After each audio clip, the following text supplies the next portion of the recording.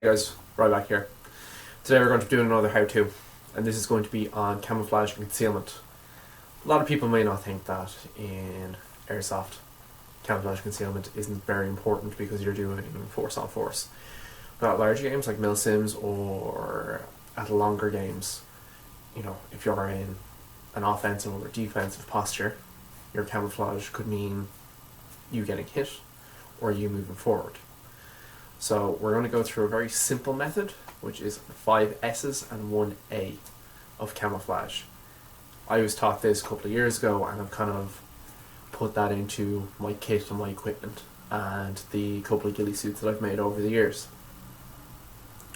So what's the first A, which is shape. So the human eye is naturally able to detect shapes, man-made shapes. Big one, especially out in the field, is your head and your shoulders, because it's very unnatural. So one thing you can do to combat this is shma. This is just folded in such a way that it kind of, instead of having my head comes in and my shoulders, you bring it around, up, over, through, around. Now this is black, and black doesn't really camouflage all too well, but this kind of breaks up the outline a little bit. You can also use your shema in other ways to drape it over your head if you're in a position, and you can have your head and shoulders broken up that way. Another big thing that will be given away if you are all camied up is the brim of your helmet or any man-made objects. Shape, think about it, right? You have my contour here, that's black, has a bit of a shine on it, and it has a man-made shape. It is round. Similarly with the brim of your helmet. If your face is camied up, this perfectly straight line can be seen. So what can be a way to combat this? If you have a cat eye band, you put it around your helmet, you can put grass into it and break up the round and straight shape of your helmet. Another thing that can help break up your shape of your head is a boonie hat. There are loads of different ways that you can wear these. You can wear it like a fisherman. You can do it the British Army style, which is you pinch the front and you fold it over, and then you tie the string a little bit further at the back, and you have it so it's tilted up, and you bring the brim down. This will help break up your this shape of your face. Pair this with some camo cream, or you can bring your shema, or if you have a neck gaiter, bring it up over your mouth. All you'll have is your eyebrow that can be seen. So that will be your shape. The second S, shine. It's a big thing. Something simple like your watch, your phone, eye protection, camera lens can all give away your position. Something that I was taught years and years and years ago was to always have your watch facing in towards your wrist. Something I get made fun of on a day-to-day basis in work because they think I'm a try-hard. But something like that can give away your position. Your phone screen. If you're in bushes and you're bedded in, you get the shine off your phone screen. If you take it out, it can give you away. As I mentioned before, shape, my contour camera, right? You can see it's reflecting off the light. That can give you away. Another shine that is on my contour, turn on that red light, that can give you away. And the red light here, that is something that can give away your position. The shine off your eye protection, one way to combat that is mesh. I don't condone mesh, I've seen BB splitting when people get shot in Mesh Eye Pro or the full mesh masks. I don't like them. I will never use them. I have Revision soft eyes. They're the British issue ballistic glasses. I've been using them for about 5 years and I do not look back. I've had 3 pairs, lost 2. So I have my final pair now. They are in khaki, and I generally will use the amber filter or the clear filter. I've never used the smoke one apart from in one of the videos, which is how to MRE. So that is shine. So stuff to think about, right? If you're on a boonie side, or not a boonie, sorry, a beret side, and you think, right, I'm going to have a cap badge, you know, something, you could be a bit LARPy and have the, what was it, the first recon snipers at the NCR. It's, you know, not Walter Mittying because it's a, you know, it's a video game unit. You could have something like, if you're, you know, if you're handy with metalworking, your team logo, you could, you know, cast it in brass. That will give off a shine as well. Your eyes can also give off a shine. Not as much because they're small. Same like your teeth. So that is number 2, which is shine. Number 3 is spacing. So spacing is one of the ones the human eye will naturally pick up when you start to tune into it, which is, if things are spaced kind of equally together, fence posts is a big one, you'll see it and you'll start to pick up that it doesn't look like it belongs in nature.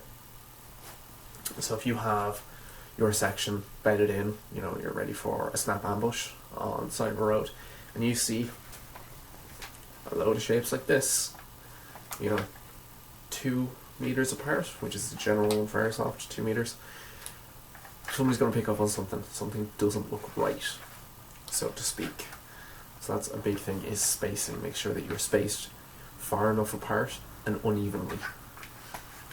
Spacing kind of plays into your section tactics as well, which is you do not want your cluster of troops so close together. 5 to 10 meters, in some cases 20 meters, when you're crossing open land. That's just so if a machine gunner is set up somewhere, they don't cut your entire section in half just by one strafe. So that is number 3, which is spacing. Or silhouette. Silhouette is where your camouflage mostly comes into play, which is your overall shape. Some people, a couple of Irish YouTubers, I'm not going to drop their names, they are very good at their camouflage concealment with their ghillie suits, relief suits. That their silhouette is very minimal. They have a very minimal silhouette because they have worked on their camouflage and their concealment. You'll see them sometimes at sites, you won't even see them at all. They could be a meter away from you and you will not see them because they've studied their AO. AO stands for area of operation. It's a very military term, AO. But your camouflage choice comes into your silhouette quite a lot. As you see here, I'm wearing Ranger Green. I have a black shaman. Ranger Green kind of blends into most greenish and brown lands. It is not the best camouflage. It is the camouflage I have at the moment. I will generally wear M81, Cadpat, Ranger Green, or in some cases I have a set of navy blues. Solid navy blues that I'll use for indoors and CQB. So that's a big thing, is knowing what your area of operation is like. There's a team based out of Dundalk, and they play in Belergen quite a bit, and their camouflage is Flecktarn, German Flecktarn, and it blends perfectly with the Belergen landscape. Lots of browns, lots of reds, lots of greens. Similarly, some of the sites in Wicklow and Roundwood, you would be focusing more on browns and greens. So Marpat works very well there. Flecktarn works very well there. Multicam works, but Multicam is a jack of all trades, master of none. It is not a specific camouflage. In full-on greenfield, I would choose something like Cadpat, and I hate to say this, Multicam Tropic. Solid green, Ranger Green. That would work very well in greenfield. Marpat would work very well in kind of browner territories. ATAX FG kind of works everywhere. A lot of the desert camos, they wouldn't really work anywhere in Ireland because we have too much green, too much living forestry and stuff like that. So focus on where you're playing. You know, if your team are all multi-cam and you feel that you will blend in better with, you know, Ranger Green, Multicam, Tropic, Cadpat, Marpat, Serpat, if you're into the Russian stuff. I'm not really into the Russian stuff. Work with what you think is best and see how it works. So that is number 4. That is your silhouette. Number 5, sound. You wouldn't think that sound would play into camouflage and concealment quite a bit, but it does. The rattle of a high cap can give away your position. A half-drank canteen can give away your position with the sloshing water. As right, I have my plate carrier here. Right, when this is on, right, I have my 4 MWS mags. There's very little moving apart from my zippers, which are at the back of my plate carrier. Another thing that can give you away when you're in position: Velcro. Change in your pocket. As we stated before, zippers. Right, I run a gas blowback, so all of my magazines are low caps. Right, there is a little bit of a... That is the bolt hole will open at the back of the magazine. That can give you away. Similarly with metal on metal, your sling loops hitting off the body of your rifle, that can give you away. All of these things you need to think about. So, you know, whether it being taping up your zippers, taping up your sling attachment points so they don't make sound. Everything like that plays into it. Sound is a big thing. Rolling your feet instead of stomping through. So what I mean by rolling your feet is you start off with your heel and you slowly, right? So if I'm moving my right foot, I'm going to move my right foot from the heel over to the right side until I get to the front pad of my foot and lean forward. So that way you're rolling your feet. You're not, stamping, because that can give you away. If you're trying to be sneaky. So that is a big thing, is sound. Think about it. That doesn't occur in nature. Neither does metal clanking. The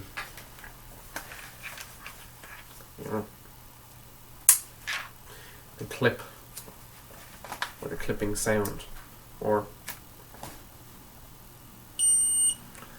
can all give you away. So you need to focus on your noise profile as well. If you have a bag and you have metal things in your bag, slip something between it so they're not knocking off one another. Have all your Velcro tied down. Have everything that can make noise taped down. This all seems very heavy for, a weekend game, but if you were going into the more recce and sniper side of Airsoft, these are things you need to think about. And these will help you at larger events and longer events. Recently I was playing in Spec Ops and Roundwood, and my positioning, I was just wearing my plate carrier, my Ranger Green BDU set, my boonie hat, my khaki mesh mask, and my ear protection. And the way I was sitting with my rifle, which is camouflaged as well, I sat in a bush. I wasn't too far in either. I just sat there with my elbow on my knee, clasping the rail and looking through my optic. And I managed to hold down a little pathway for about 10 minutes, just picking shots using my camouflage and my concealment. One thing for your boonie hat, you have these little, they're very small 1-inch strips of nylon that is sewn on. Put foliage in there. If you have, actually my plate carrier doesn't have molly on it, if you have molly strips on your plate carrier, by all means, stuff things into it. I know it'll look a bit weird, but it'll break up your profile. Rubber bands on your rifle, so you can put foliage in that. That is a big thing that can assist in your camouflage and concealment as well, is natural vegetation. Area of operation, what? Is it green? Is it brown? Is it summer or is it winter? Is there a lot of lush green, or is there more dead browns, greys, stuff like that? Is it muddy? Is it dry? These all play into your camouflage and your concealment as well. In your area, there's one thing that you need to get rid of, which is, as a Caucasian, white skin.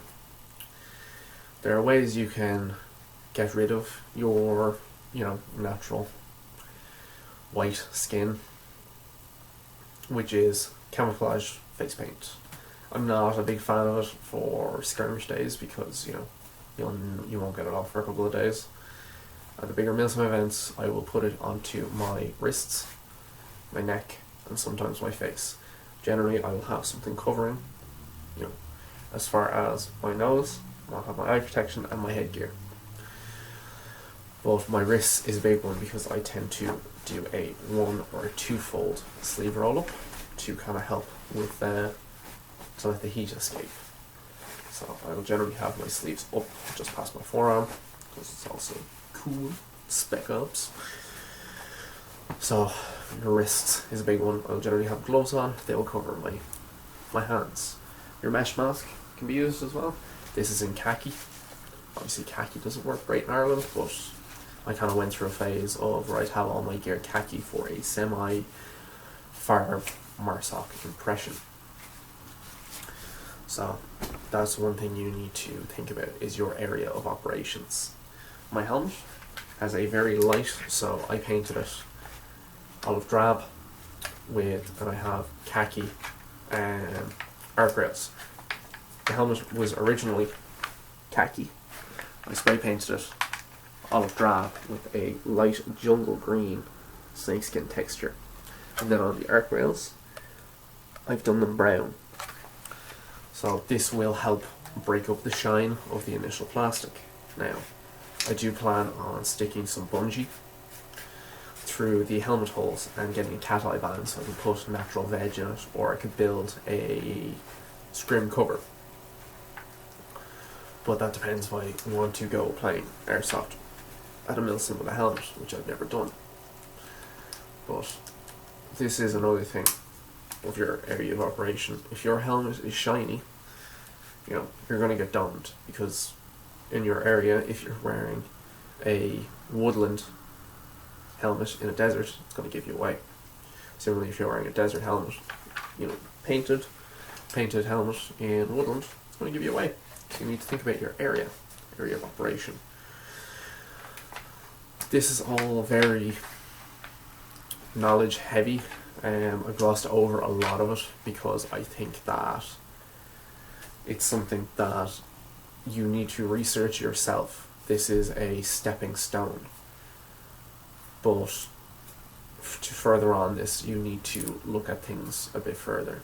Like, a big contradictory thing is I'm wearing green with multicam, but mixing and matching camos also helps, because you can have a very lush live bush beside a dead one, or they could think it's in the foreground and the background. So, big points to note: black, right? Black stuff doesn't blend in very well. Your camouflage choice will help you, but it will not make you invisible.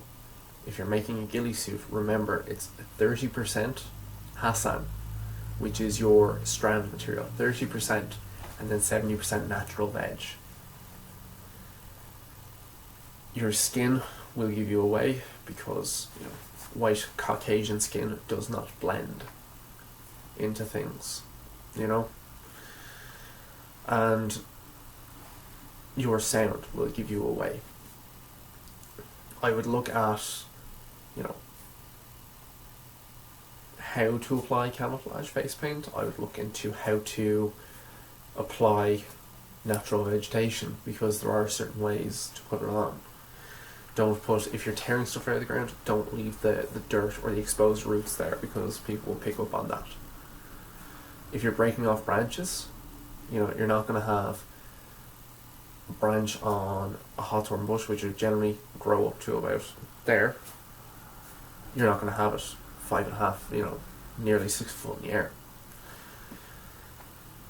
A big thing, this is a bit of a funny story as well, is your hair color. If you're not wearing a cover, your hair color can give you away. A good mate of mine, we were going to go do a tactics week, and he was told he has bright ginger hair. He was told that he had to that he would either have to shave all his hair off or dye it. So I walk into the showers the Sunday before, no, the Thursday, sorry, we were leaving on Friday, the Thursday before we go away, to this guy dyeing his hair black. And then our instructing staff were not the happiest about this. Because they're, why did you dye your hair? And he was like, oh, I thought they were being serious. That's a little funny anecdote that I thought I would add in at the end. If your hair can give you a bright ginger hair, wear a cover. Or, you know, dye it. So, I've been Ryback, thank you very much for watching. Leave a like and comment down below, and I'll have more how-to videos going on as, you know, I get ideas and feedback from you guys, the viewers. Anyway, thanks again, I'll see you around.